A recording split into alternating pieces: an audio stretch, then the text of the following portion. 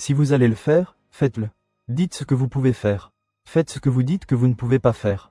Ne dites pas que vous pouvez le faire et ne vous engagez pas à moitié. Ne faites pas les choses à moitié, comme si vous vous disiez « je vais essayer ». Essayez avant, mais quand il est temps d'agir, allez jusqu'au bout, découvrez la vérité et ressortez-en, sans laisser de place au doute.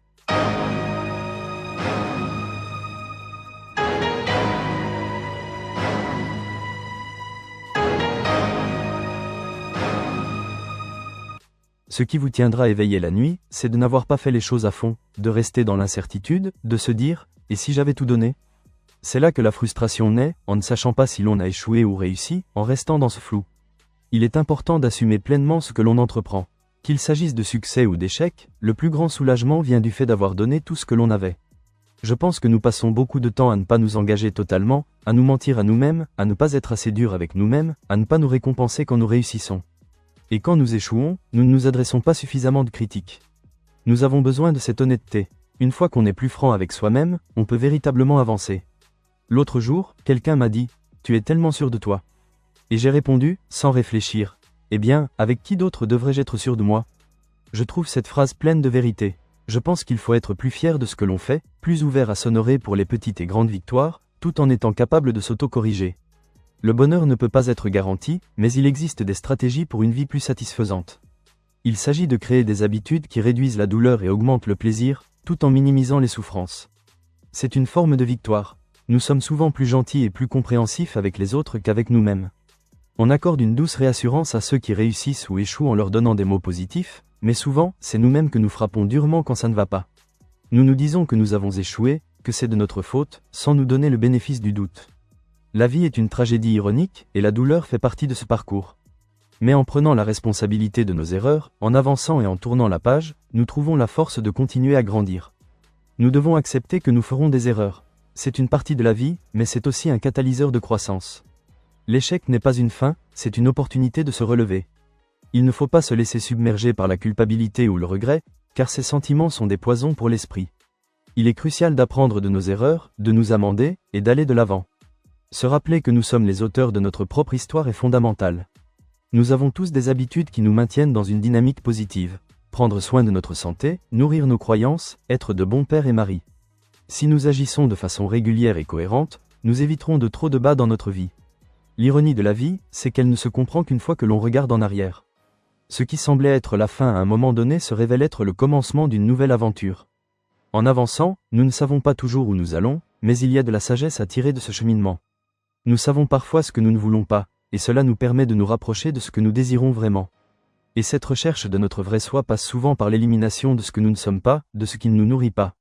Il est bien plus facile de savoir qui l'on n'est pas que de découvrir qui l'on est vraiment. Mais à mesure que l'on élimine les distractions et les mensonges, on se rapproche de ce qui nous nourrit véritablement. C'est un processus continu, mais plus nous nous concentrons sur notre essence, plus il devient évident où réside notre véritable potentiel. La recherche de soi est un voyage, et dans ce voyage, chaque pas compte. Dans un monde rempli d'incertitudes, la clé est d'avancer avec courage, d'embrasser l'inconnu et de se dire qu'il n'y a pas de garantie. Mais ce n'est pas grave, car chaque action que l'on entreprend nous rapproche de la meilleure version de nous-mêmes. Il n'y a pas de raccourci pour atteindre le succès, mais le chemin en vaut la peine. Le courage est la vertu fondamentale qui ouvre la voie à toutes les autres. Il faut avoir le courage de se lever chaque jour, de faire face à nos peurs et de continuer, peu importe les obstacles. Ce courage est ce qui nous pousse à avancer et à transformer nos rêves en réalité. Peux-tu faire ce qui est nécessaire pour accomplir ta mission? Peux-tu prendre les mesures nécessaires? Es-tu discipliné et animé par des principes? As-tu le courage de marcher dans ton but et de réaliser ton destin? Que serait ta vie si tu décidais de devenir courageux? Que serait ta vie si tu décidais de poursuivre ton rêve, si tu faisais ce que tu ressens profondément dans ton cœur? Tu sais ce que signifie avoir du courage? Le courage vient du mot français « cœur », et il faut du courage pour vivre, car la plupart des gens passent leur vie sans oser se lancer, parce qu'ils ont peur de lâcher prise.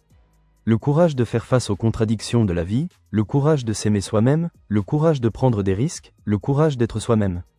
Sois inébranlable, fais preuve de force. Sors des ténèbres et entre dans la lumière, avec tout ce que tu as. Poursuis tes rêves sans relâche, continue à donner, à croire, à pousser. Ce n'est pas le critique qui compte, ni celui qui signale comment l'homme fort trébuche, ou celui qui dit que l'acteur aurait pu faire mieux.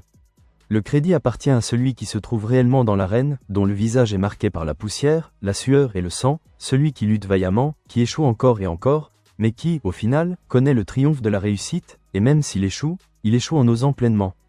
Écoute-toi, tu sais ce que tu ressens quand tu commences à écouter les voix dans ton cœur. Je le fais de plus en plus chaque jour et je découvre que mes sentiments sont dignes de confiance. Je te dis cela, si tu as une sensation profonde que ce que tu fais maintenant ne te correspond pas, que ça ne fonctionne pas, mais qu'il y a quelque chose d'autre que tu veux faire, ne laisse pas les doutes internes te convaincre que ce n'est pas possible. Ignore cette voix intérieure et toutes les voix extérieures. Ne juge pas les possibilités en fonction des circonstances, car elles ne détermineront pas qui tu es. Ne détermine pas ce que tu peux accomplir à partir de tes ressources ou de ta situation actuelle. Là où tu es maintenant n'est pas toi, c'est juste une étape, mais les possibilités pour toi sont illimitées. Peu importe tes erreurs passées ou les échecs que tu as rencontrés, tout est un investissement. Ce n'est pas une perte, c'est un apprentissage. Une fois que tu commences à écouter cette voix et à agir sur ton rêve, tu verras des opportunités s'ouvrir devant toi, des personnes se présenteront à toi, et des idées surgiront de nulle part. Le secret réside dans l'action, dans le fait de concentrer ton énergie sur ce que tu veux vraiment faire. Plus tu te focalises sur ce que tu veux, plus tu le vois se multiplier, se développer et faire grandir ta conscience. Et c'est là que ta grandeur commence à se manifester. À partir de ce moment, tu vas sentir un engagement, une passion pour la vie qui déploie un pouvoir spécial en toi, un pouvoir que tu n'as même pas encore exploité. Les pouvoirs que nous avons ne se révèlent que lorsque nous les mettons à l'épreuve. Si tu te mets dans une situation où tu ne peux pas reculer, où c'est coup ou double, tu découvriras des compétences incroyables. Tu développeras des compétences de nageur inégalées grâce à l'inspiration de la nécessité, et tu deviendras plus créatif que jamais. Tout ce que tu peux faire, fais-le à fond. Ce qui est important, c'est que tu fasses tout ce que tu peux. Et une fois que tu auras décidé de prendre ce chemin, tu verras ta vie se transformer. Que ce soit dans tes relations personnelles, professionnelles, familiales, ou même dans ton développement personnel, tu dois t'engager à te développer, à apporter ta contribution à la vie. Et je sais quelque chose de toi, tu as une grande force en toi. En regardant vers l'avenir, sache que ta vie mérite cet effort. Est-ce facile? Non, mais est-ce que cela en vaut la peine? Oui, 1000 fois oui, ta vie en vaut la peine. Tu as peut-être échoué à la salle de sport, peut-être échoué financièrement ou à l'école. Peu importe où tu échoues, l'essentiel est de te relever et d'essayer à nouveau. Je pense qu'une des leçons de la vie est de transformer les mauvaises périodes en bonnes. Comment les gens, ou toi-même, peuvent-ils adopter cette perspective même en période difficile? Au départ, tu intellectualises probablement ce que tu devrais croire, mais que tu ne crois pas forcément. C'est facile de se dire « cela passera », mais parfois, ce genre de pensée ne fait que renforcer l'incertitude du moment. Il y a des moments où tu ne sais pas pourquoi ça arrive. Tu te poses des questions sur ce qui a conduit à cet échec. Mais tu te rends compte que tu as une capacité innée à minimiser l'impact de ces moments. Même dans la douleur, l'optimisme et la foi qu'il y a plus, que ce n'est pas tout ce que la vie a à offrir, te permettent de surmonter ces épreuves. Bien que tu sois confronté à des difficultés, tu choisis de ne pas te laisser envahir par le dramatique, de ne pas faire une montagne de ce qui pourrait sembler une simple épreuve. En fin de compte, il est essentiel de savoir qu'il existe une leçon dans chaque échec et que ces leçons sont ce qui nous permet de progresser. Parce qu'à chaque instant de notre vie, nous avons la possibilité de changer, de nous améliorer et de nous élever. Mais pour cela, il faut croire que l'avenir est prometteur et que chaque étape franchie nous rapproche de notre destinée. Pourquoi poursuivre ce qui te fait peur? Pourquoi chercher ce rôle difficile? Parce qu'il y a un prix à payer, un coût à supporter. Ce n'est vraiment un risque que si tu perds la bataille. Je me sens plus vivant dans ces moments-là. Chaque jour, quand je viens au travail, je ressens l'adrénaline de l'inconnu. Il y a des choses qu'on peut laisser passer, mais d'autres que tu ne peux pas. La vie n'est pas facile, ne cherche pas à la rendre ainsi. La vie n'est pas juste, elle ne l'a jamais été, elle ne l'est pas maintenant et elle ne le sera jamais. Ne tombe pas dans le piège de te sentir victime, de te dire que c'est injuste. Non, relève-toi. Oui, beaucoup de choses sont plus gratifiantes quand tu as su te battre pour les obtenir. Quand je termine une journée en sachant que j'ai tout donné, je ressens cette gratification. J'ai préparé, j'ai agi avec intention, et j'ai fait ce que je devais faire. Cela me donne de la confiance et de la signification. Sois courageux, sois fort, et quand tu fais cela, tu deviens plus fort, plus conscient, et tu deviens plus respectueux de toi-même et de ce que tu redoutais. Oui, il y a des adversaires plus grands, plus forts, plus expérimentés, mais tu sais ce qu'ils ne savent pas? Ils ne savent pas que tu es coriace. Parce qu'au fond, tu fais ce que tu sens être ta destinée, ce que tu es né pour accomplir, et ça t'excite. Ce n'est pas juste parce que tu peux le faire. Ce n'est pas une bonne raison pour le faire. Même quand cela signifie plus, sois sélectif. Choisis de le faire parce que tu le veux vraiment. C'est à toi de jouer, c'est à toi de choisir. Crois en toi. Nous savons, par la science et par expérience, que si je m'exerce, c'est un processus bénéfique pour moi, même si je ne peux pas toujours en voir les résultats immédiats. Si je mange bien et que je le fais régulièrement, je sais que cela m'aidera à long terme, même si je ne peux pas en mesurer les effets sur le moment. Cela fonctionne, et je sais que cela fonctionne à 100% à chaque fois.